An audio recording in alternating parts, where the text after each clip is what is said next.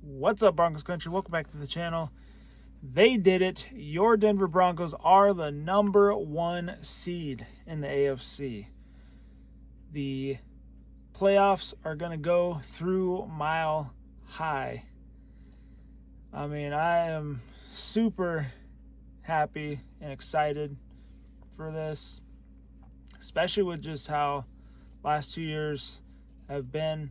And the fact that we are the number 1 seed and we're still paying Russell Wilson. I mean, it's crazy, man. But credit to Sean Payton. He turned this team around.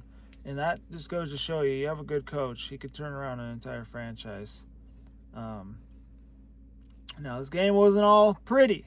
That's how all the games have been this year. But the Broncos have won 14 games, tied for most wins in a season in Broncos history. Now, got to recap it. First things first, though. I mean, I don't know what to say. Like, it's just crazy. Like, when I was predicting the year for this team, I said that the best they're going to do is 12-5. That was my prediction. I was like, I don't see them doing any better than 12-5. Thought there were a couple tough games on the schedule. But, man, they really exceeded expectation. If you told me at the beginning of the year they were going to finish with the 1 seed, I would have thought you were crazy. I mean, no, I would have been like, no, not yet. It's going to be another couple years. But, no, their couple years was right now.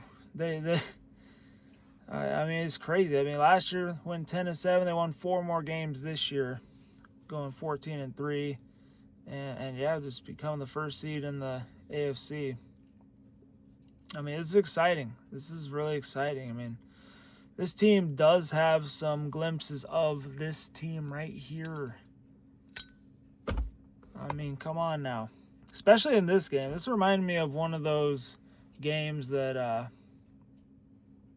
we played in the 2015 season. I felt like there were games where we get pick sixes, but we weren't scoring touchdowns. And this was kind of like one of those games. But yeah, I would say the Broncos defense was definitely a winner in this one. Even though, yeah, Chargers rested most of their weapons on offense, including Justin Herbert. They held the Chargers to 217 total yards, 105 yards passing. They had 4 sacks and forced 2 turnovers. This game, I was looking forward to hopefully tying the Bears record for most sacks in a season as a team, or breaking it. They needed 9 to break it, 8 to tie it. They got 4, but in the game preview, I did state that I think they'll finish this game with 4 or 5 sacks. So I hit on that one. But I was hoping I was wrong. I was hoping they'd, get the 8. But it was just going to be hard. I mean, it's to get 4 or 5 sacks a game, that's a pretty good day for your defense. But, yeah, the competition, though, it's going to be a lot more difficult moving forward. But after how the defense has been performing the last few weeks, and they've been showing some kind of cracks in the armor, this is a good way to finish out the year. So, hoping that they continue to play like that in the playoffs. And I believe they will. The Broncos offense, though, not pretty. But overall, I'm not too worried. I think that it was a pretty vanilla game plan. Just like the game against the Chiefs, playing 2 teams that have nothing really to fight for. I felt that Sean Payton, they kind of just kept the playbook simple in this one. But I do expect whoever we play first in the playoffs, we're going to open up that playbook. Offense is going to be looking a lot different. I mean, Sean Payton even said that there's some things they got to clean up, but they will be ready. And I believe him when he says that. So, yeah, overall, I mean, I'm okay with the Broncos looking like this. because a lot of people are looking over them right now. And I like that. I like the underdog mentality. Even though Bo Nix, when we beat the Packers, he was just like, we're probably the overdogs. But no, especially with how we've been playing the last couple weeks, definitely think people are going to be overlooking us. But that's okay. I like that. I like when people overlook us. And, it's good that these guys are going to get a week off because they lost Garrett Bowles an injury day. He did come back, which I was clapping for that. I was happy to see him come back. First Pro Bowl selection this year, and he's a key player on that offensive line. They did lose P.J. Locke too, and hopefully he nothing too serious, and he'll be back for the first game of the playoffs. Those are really big ones I can remember. I think there was a D lineman that went down. Rizieke. I don't even know how to say his name. It's the dude who got suspended for gambling last year. That's unfortunately what I know him by. But I don't know if he came back or not. I can't remember. But yeah, literally the offense in this one was just short passes, screen passes, runs. They were not taking really any shots down the field. I don't remember seeing any deep shots in this one. There was like one to Evan Ingram. That was about it. I was a little concerned though about RJ Harvey. He wasn't running the ball very well in this one. He averaged 1.9 yards per carry, and Jaleel McLaughlin was actually playing better than him. He was averaging 6.1 yards per carry, and Tony Romo on this one, I was kind of agreeing with him on this. He said, keep giving McLaughlin the ball, and I was kind of with him. But yeah, RJ Harvey, he's got to be better. He's got to be better moving forward. And J.K. Dobbins, I was hearing that he might be able to return for the AFC Championship if they make it that far. That would be huge if they could get him back. That would really boost the run game.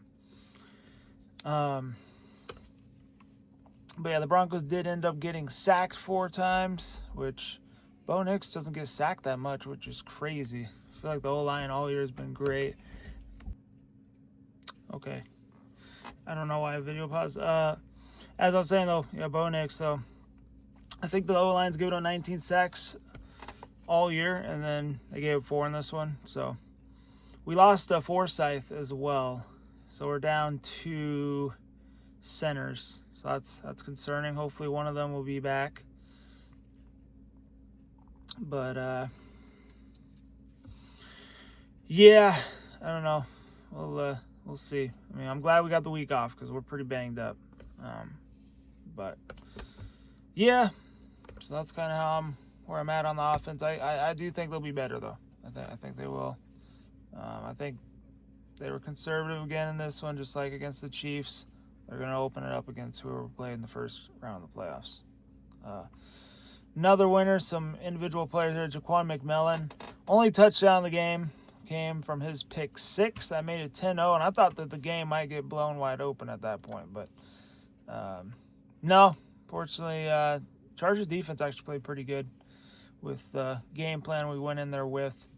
But yeah, I think you take that touchdown away, we win this game 12-3 if it's just offenses. But yeah, I was big right there. Something that I was noticing is, we don't have a lot of turnovers. We're not getting a lot of turnovers. We had that. We had the Nick Benito strip sack. I was like, okay, that's what I was wanting to see, was more of that. So hopefully they can continue to do that and get more turnovers, more takeaways. Sternod, he was awesome in this one. He started in place of Drake Greenlaw. Had some big tackles. He had a sack, pass deflection. I was like, all right. And then he was, doing his thing on special teams. So definitely a guy that I hope they keep around.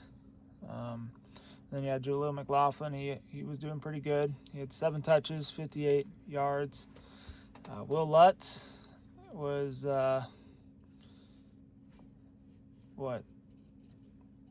he's responsible for 13 of the Broncos' 19 points, the extra point, and then 4 field goals. Pat Bryant, he was the leading wide receiver in this one. 4 catches, 31 yards. Sutton only 2 targets and a catch. Marvin Mims had 3 targets, 2 catches for 10 yards. Troy Franklin 1 target, and he had no catches. The whole wide receiver room did not have a good game in this one, but I don't think they really were trying for that. I think they, like I said, it was just a really conservative game plan. That's what I'm writing off of, okay? I'm just believing that that's what went on. But, yeah, the wide receiver obviously have to be way better than that. I know they can. We've seen it. Mick Benito finished the game with 1.5 sacks. Could have had more in this one. He had Trey Lance wrapped up, and then somehow he just broke off of him, and I believe he ran it for a couple yards. But, yeah, that was textbook. I was like, oh, man, I don't know how you didn't get that sack there. But this was probably Nick Benito's best game since the bye. Pat Surtain, he had a hit stick on a 4th down late in the 4th quarter. That was good to see that from the reigning defensive player of the year. He was doing great in coverage. The Broncos O-line, they had a rough day as well. They had some injuries in this one. They struggled tonight. And hopefully it's just kind of one of those days for them. And they're better in the first round of the playoffs, so they're going to need that. But all right, I'm going to go over a couple more stats. Bo Nix needed 210 yards to join, I believe, Peyton Manning, if I remember correctly. His first 2 seasons to throw for 4,000 plus passing yards. And maybe it was someone else, but I can't remember. He finished with 141 yards. So did not do that, unfortunately. 14 of 23 for him. Trey Lance, 20 of 44. 1 interception, 136 yards. Rush yards, it was both the quarterbacks. Trey Lance, leading rusher for the Chargers. 9 attempts for 69 yards. And Bo Nix, 8 attempts for 49 yards. Leading receiver for the Broncos was Evan Ingram. There you go. Tight end, though, not wide receiver. 3 catches for 45 yards. And then the leading receiver for the Chargers, Keenan Allen, 7 catches, 36 yards. Justin Obugabi, I believe I said that right, 2 sacks for the Chargers. Our leading sack guy was Nick Benito with 1.5. Total yards, Denver 240 to Chargers 217. Chargers had 2 turnovers, 13 first downs apiece, 5 penalties for 25 yards on the Chargers, and the Broncos only had 1 penalty for 5 yards. I could do that. That's doable. They had penalty issues this year, but in this game, only 1 penalty. That's key right there. Maybe they got over their bad penalty spell. Taking